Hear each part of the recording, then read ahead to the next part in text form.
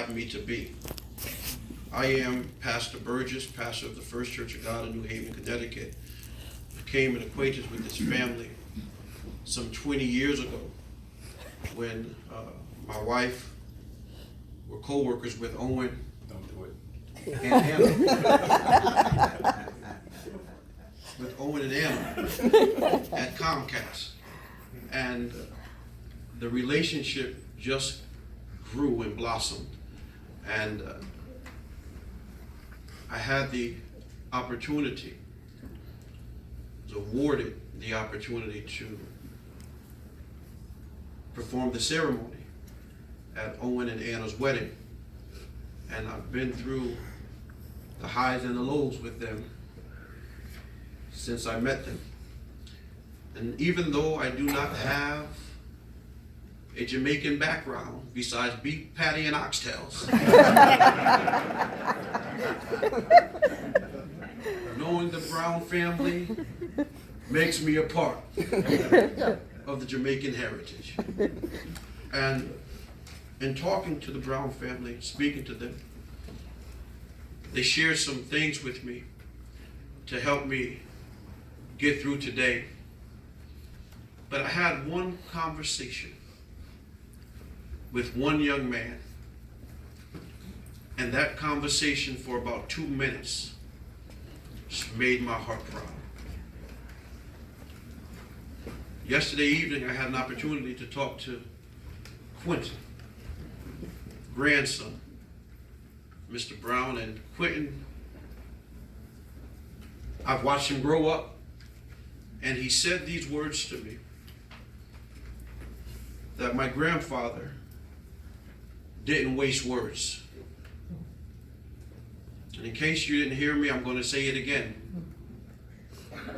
That my grandfather did not waste words.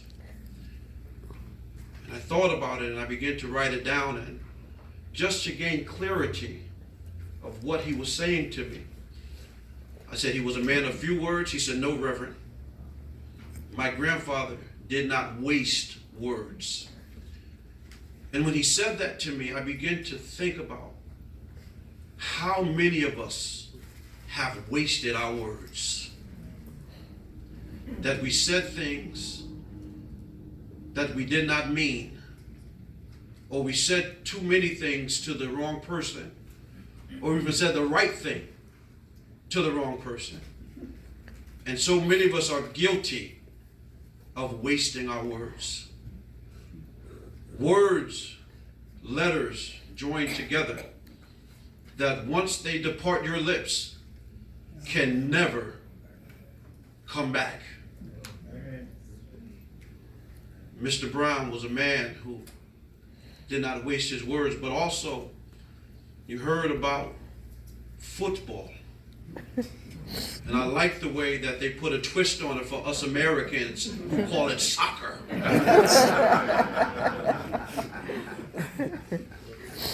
I am familiar with football. And I'm also familiar with soccer. But another thing Quentin said to me last night is that his grandfather made him proud of his Jamaican heritage. And I say that because in the book of Proverbs, it talks about the wealth of the wicked is laid up for the just or the righteous. But the beginning of that verse, that is often overlooked or just deleted from the quote because everybody wants wealth, is that a wise man leaves an inheritance for his children's children. Amen. Let me say that again. The book of Proverbs says that a wise man leaves an inheritance for his children's children, which simply suggests that Mr. Randolph Brown imparted into his sons, that they can impart into their children, the value of knowing your heritage. That's something to be proud of. And if you don't mind, can we just put our hands together, the fact that he imparted that into his family.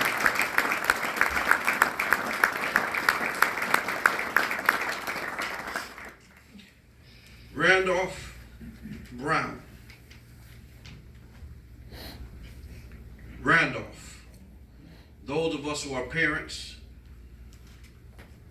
we never have to worry about the last name of our children, but we are always in constant battle between mom and dad, what the first name is going to be, what the middle name is going to be, simply because we want a part of the name calling to be associated with us. And it doesn't matter what nationality you are. The same principle is passed down from one generation to the next. Simply be careful what you name your children, because they may turn out to be exactly what you named them. Sounds comical, but there's some truth to that. My first name is Dihate. It's Swahili. It means free will and determination. And as a child and even as a man, I do whatever I want to do. But I began to look up the name Randolph. And as I began to look up the name Randolph, I realized that it derived from medieval times. And the name Randolph had two parts to the definition of his name. One was a shield, and the other one was a wolf. A shield for protection, and a wolf for defense. And based upon what the family has shared with us today, his brother, Dr. Graham, that Randolph protected his family, and he was a wolf in defense of his family. He lived up to the name that he was given from birth. And if you don't mind, can you nudge the person next to you and just ask them, are you living up to your name?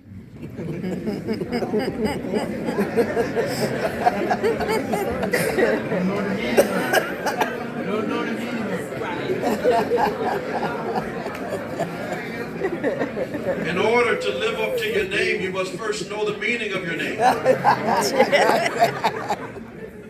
And you will be surprised how many answer to a name that they don't even know the meaning to. It's a good question. Good answer. I wanted to talk about preparation, but Dr. Graham hit preparation. I wanted to talk about the horse race, but Dr. Graham hit the horse races. I wanted to talk about, how Randolph Brown was analytical. Dr. Graham hit that too. I wanted to talk about his life experience as far as his vocation at the telephone company. Dr. Graham hit that too. But one thing that Dr. Graham did not hit, and I'm just messing with him now, because he likes to pick fights. He did not to me. One thing he did not mention is what the book of James said about life. James chapter 4 said that life is like a vapor. It's only here for a moment. And all of a sudden, it vanishes away. Talks about life as a vapor simply because a few verses before that, Owen O'Neill talks about how we hurriedly prepare for tomorrow when tomorrow is not even promised to us. How we make preparation, as the younger brother of Randolph said, he was making preparation to visit his brother again in June during golfing season. But this time when he comes from Georgia to New York, he may still be able to borrow a friend's car, but he won't be able to visit his brother. He'll be able to visit everyone else. We all are guilty of making preparation for tomorrow instead of appreciating the value of right now. Life is like a vapor. It's like a mist. Someone once said, we're here today, going tomorrow. But if we really choose our words wisely, we're here today and gone today. Simply because tomorrow is not promised. My brothers and my sisters, and I know many of us don't want to hear this, but are we prepared for tomorrow? And I'm not talking about Sunday. I'm not talking about the days of the week, the months of the year, the years to come. But are you prepared for your next life? Something to think about. Because some of us live as if we're going to live forever. But we're just passing by. We didn't come this way to stay. But we must be prepared for tomorrow. I'm a young man. Not as young as I used to be. But I realize that even in my mid-40s, that I have some pains and some aches that I did not have in my 30s. Time is winding up. And in preparation, in the shortness of life, only got an hour, right? We got 2 hours for food.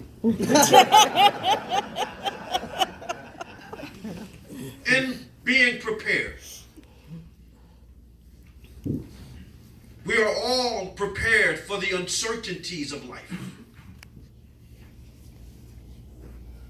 Homeowners insurance for those who own homes, we must obtain.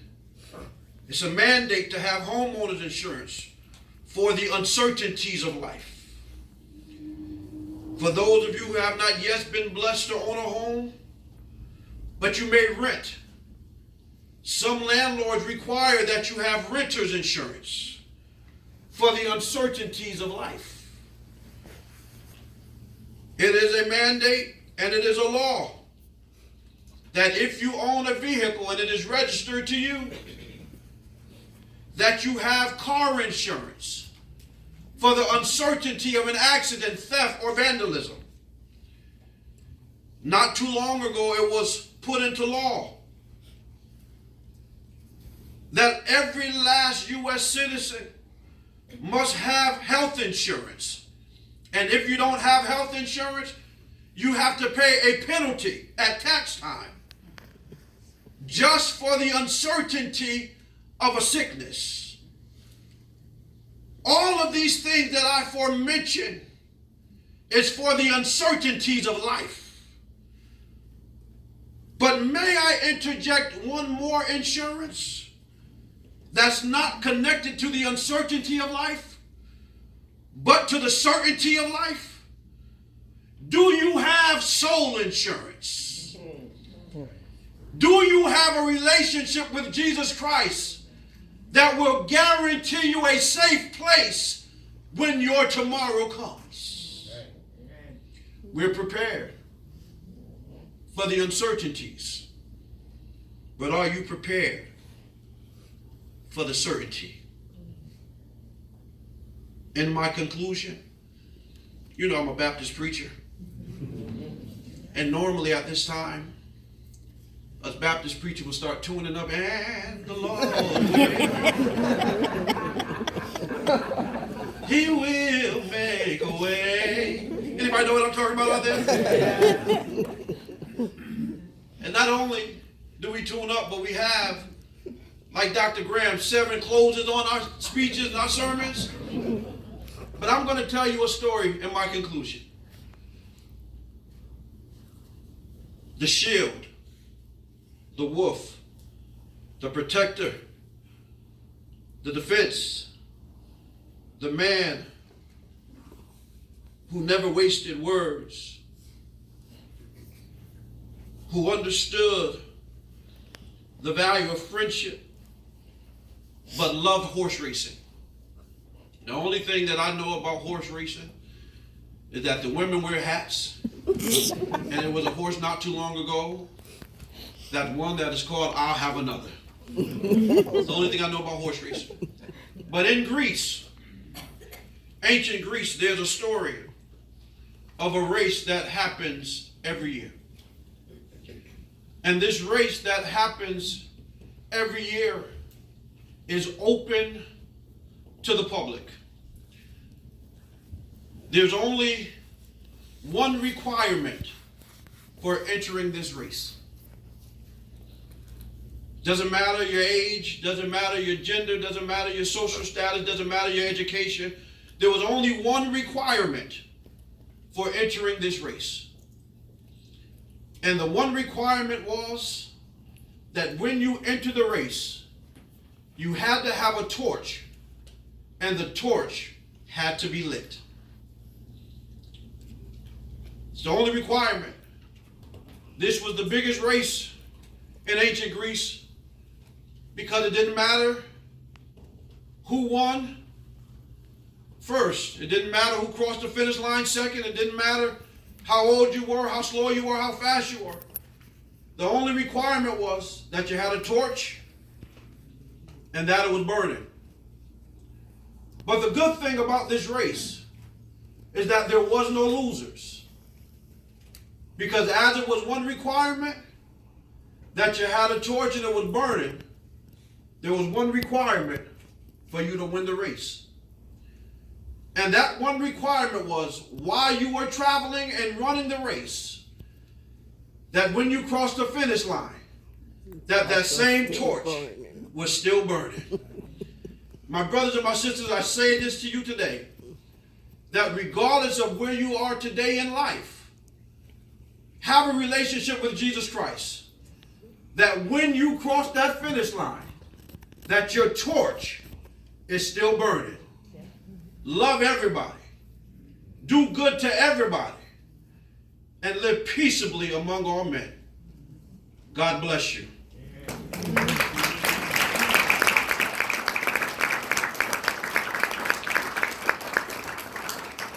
Let us pray.